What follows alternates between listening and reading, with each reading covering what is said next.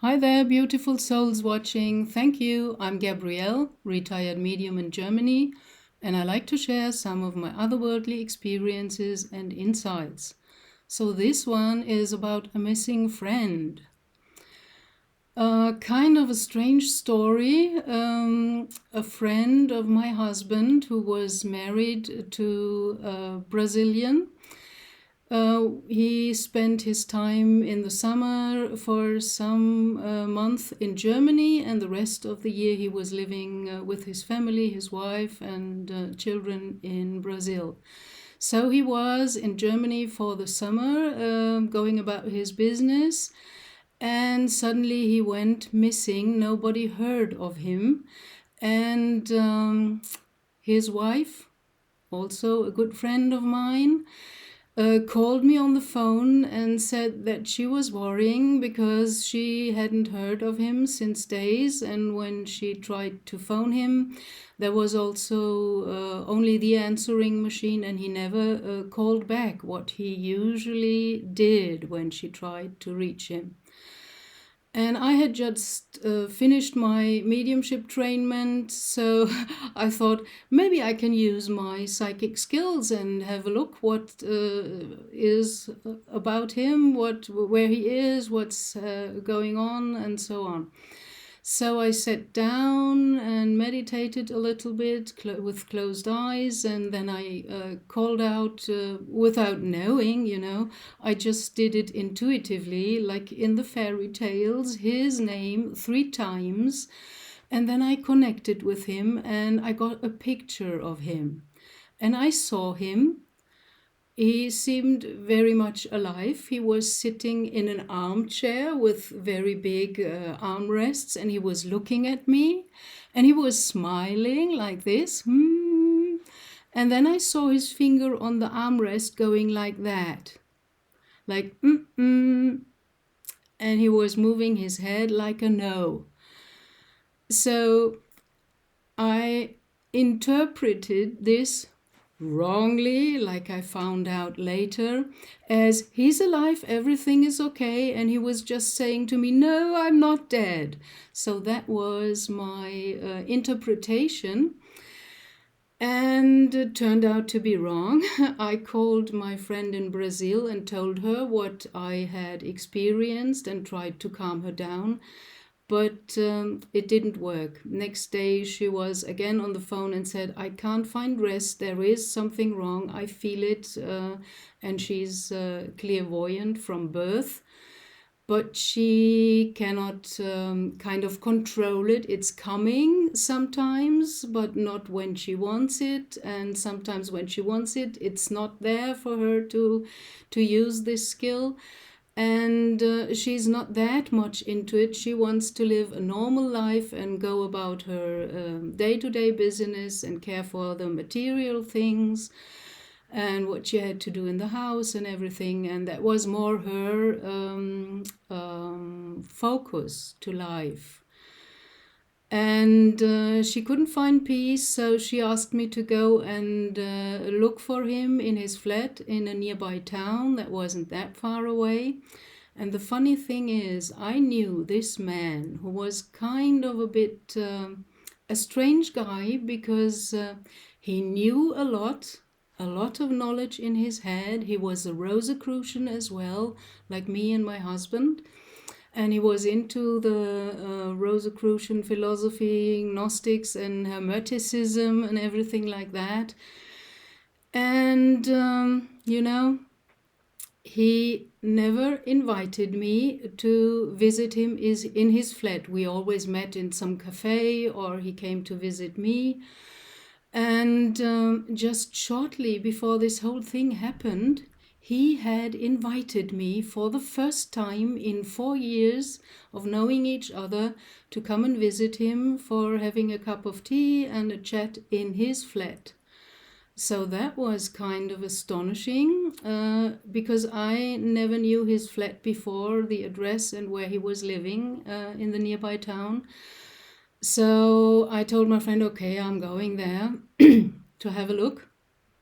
And I went there, And I rang the bell, but he didn't open. But I saw his car was there, so he should have been around, maybe out for to buy something. And I waited and tried it again and again, and he didn't open or answer the doorbell. So I went back home and didn't know what to do. Then I was thinking about his relations. So I called up the company that cared for the house he was living in, and I asked them whether they had seen him and when they had seen him the last time, and that I couldn't reach him, and his wife in Brazil is worried about him, and so on. He was about 70 and already had some kind of heart problems, and well, okay, he was kind of healthy, but he had a weak heart. So the company caring for his house told me they saw him a week ago, and then we made an appointment to meet at the next day in front of his house, and they said they will send someone who can open the door in case of emergency. So we met the next day, and he didn't open again. The car was there. The doorbell ringing wasn't answered. So the guy from the house care company opened the gate to enter the yard, and then he opened the door to the house and the door to his flat. And we went in there, and there was nobody in there. At least we couldn't see someone, and we called his name, and it was no answer. And we went in there 2 or 3 times and couldn't understand it. And then the man went back another time into the living room, and he went behind the desk that was there, and there he found my friend who had died with a heart attack and just slipped or slided off from the chair, and he was lying under or behind the desk. So the first time we came in, we couldn't see him.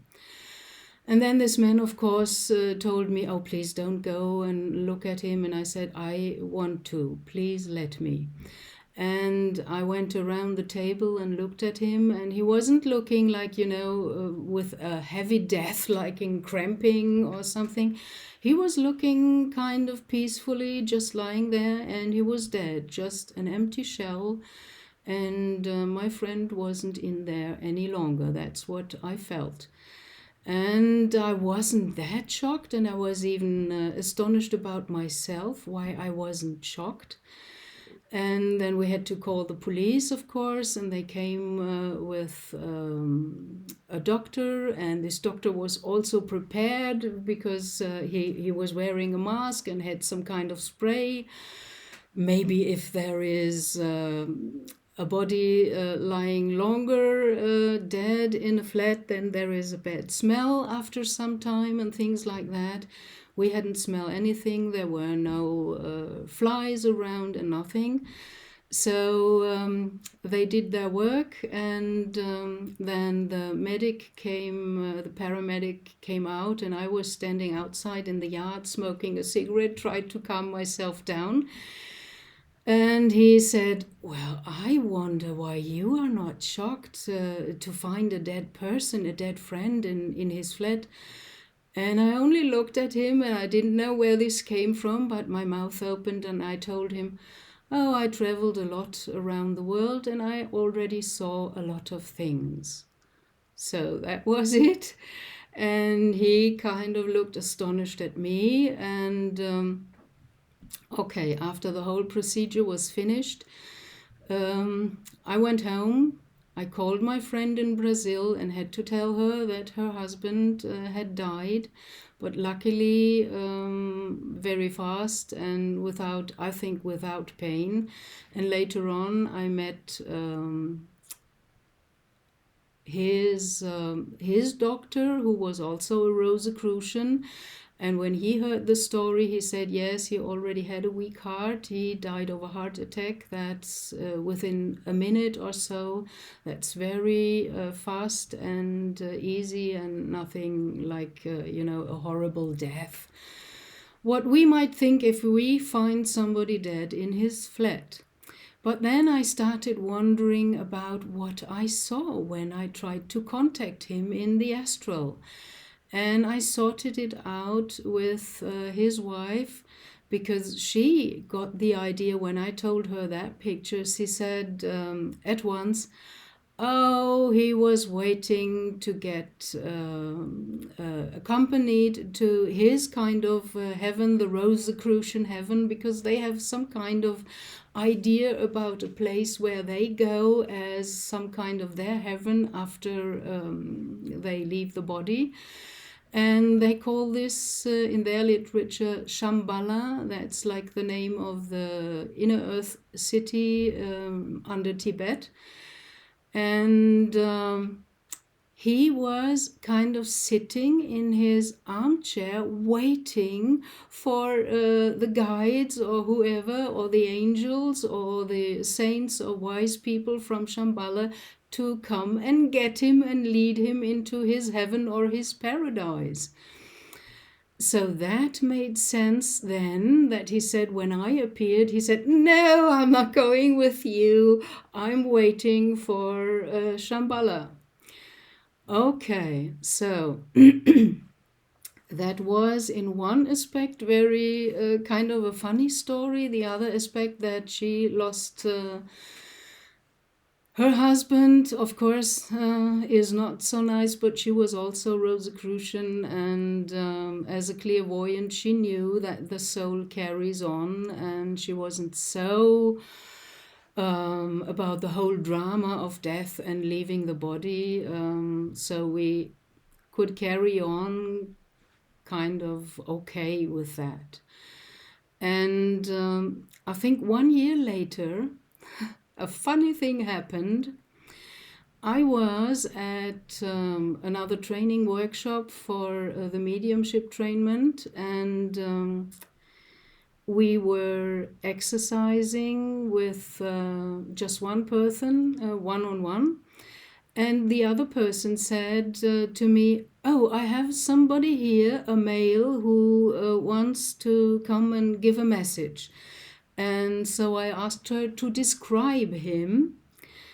And she described, well, he has only little hair. The main part of the head is bald, and he has gray hair, and he's wearing rectangular glasses with a silver outlining, and he's wearing a checkered shirt, and he's standing beside some kind of office desk, as if he's a worker or some kind of engineer or something. He's got papers there and tabellas and numbers and drawings, like technical drawings and things like that.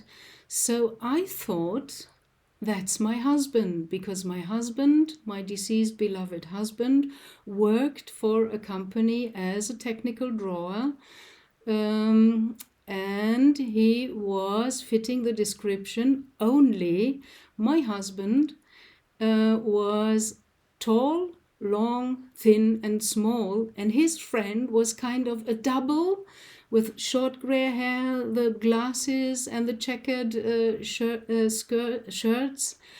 And he was kind of more, he was smaller and more compact, so he had a little bit overweight, but not very much. So the one was long and small, and the other one was, but they were in appearance very similar.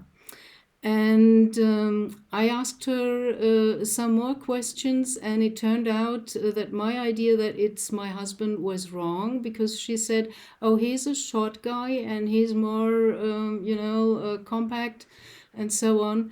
And then I got the idea, oh, it's him, my friend, whom I found his body dead in his flat 1 year ago, and the friend of my husband. And after that was cleared, I asked for the message, of course. And then she answered something very, very funny, which matches exactly the character of my friend. She said, "Oh, he does not have a message.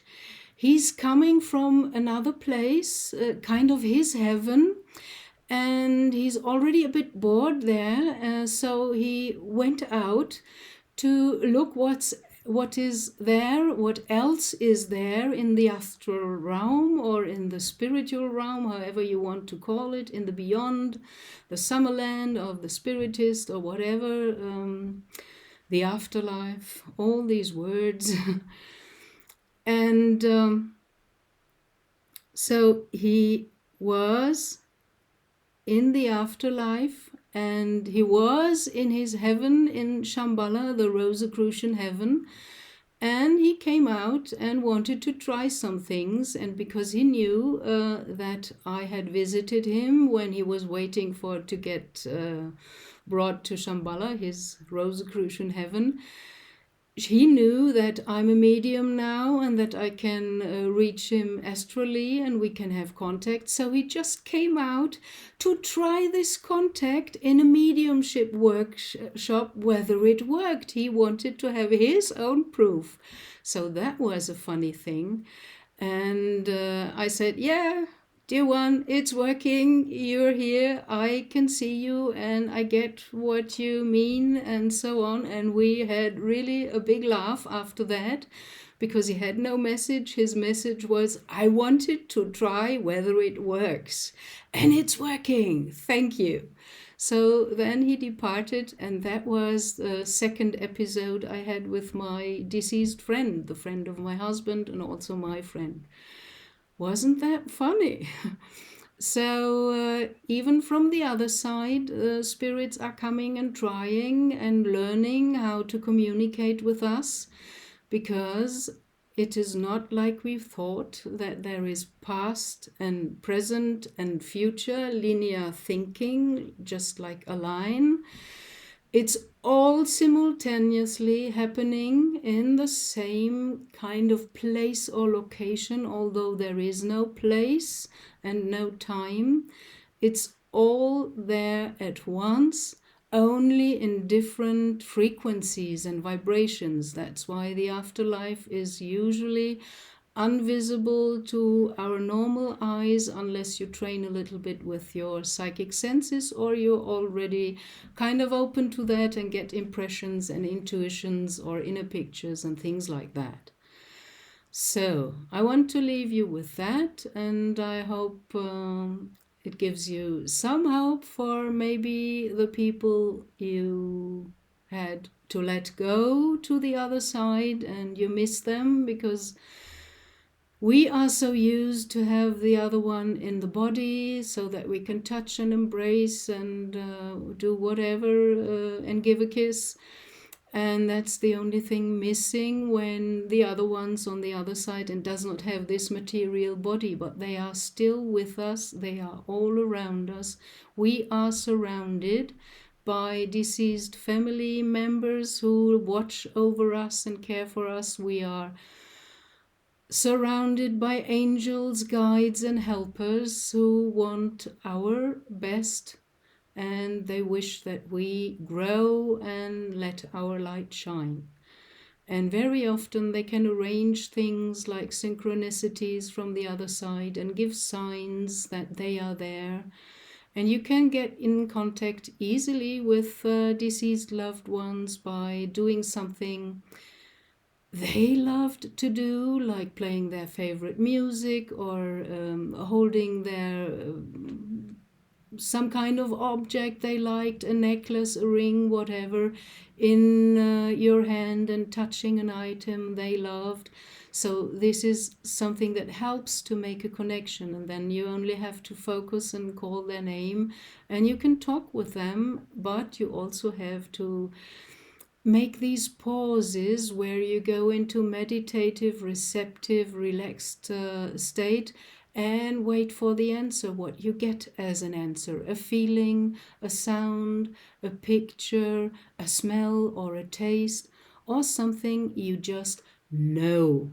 Because all our senses, like feeling, means touch, taste, smell, hear, see, and know, they have some kind of invisible prolongation, every of our senses on the other side. And there's also this clear knowing. Sometimes you know things and you don't know where this knowledge comes from, where you have this idea from. Maybe just an angel put that into your head, or your deceased beloved friend, or whoever.